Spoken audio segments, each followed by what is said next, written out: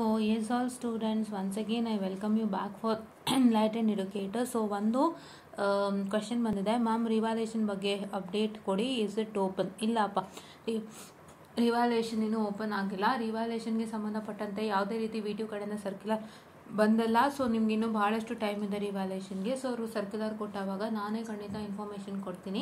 So ಅಲ್ಲಿಯವರೆಗೂ ನಿಮ್ಮ ಕೆಲಸ ಏನು ಅಂತ ಹೇಳಿದ್ರೆ, ಮತ್ತೆ ಹೇಳ್ತಾ ಇದ್ದೀನಿ ಅಂತ ಅನ್ಕೋಬೇಡಿ, it is a duty to do. So ನೀವು ಯಾವ್ದಾದ್ರು ಫೇಲ್ಡ್ ಆಗಿತ್ತು ಅಂದರೆ ಅದರದ್ದು ಆನ್ಸರ್ಸ್ ನೀವೇನು ಬರ್ತಿದ್ದೀರಾ ನಿಮ್ಮ ಒಂದು ಮೆಟೀರಿಯಲ್ಸ್ಗೆ ಚೆಕ್ಔಟನ್ನು ಮಾಡಿಕೊಂಡು ನಿಮ್ಮ ಟೀಚರ್ಸ್ ಹತ್ರ ಕ್ಲಾರಿಫಿಕೇಶನ್ ಮಾಡಿಕೊಂಡು ನೀವು ರಿವ್ಯಾಲ್ಯೂಯೇಷನ್ಗೆ ಹಾಕಬೇಕೋ ಇಲ್ವೋ ಅನ್ನೋ 100% ಕಾನ್ಫಿಡೆಂಟ್ ಮೇಲೆ ನೀವು ರೆಡಿಯಾಗಿ ನಿಂತಿರಬೇಕು. When the revaluation circular has come, so must be confident while applying for revaluation. ಇಷ್ಟು ನೀವು ಮಾಡ್ಕೋಬೇಕು.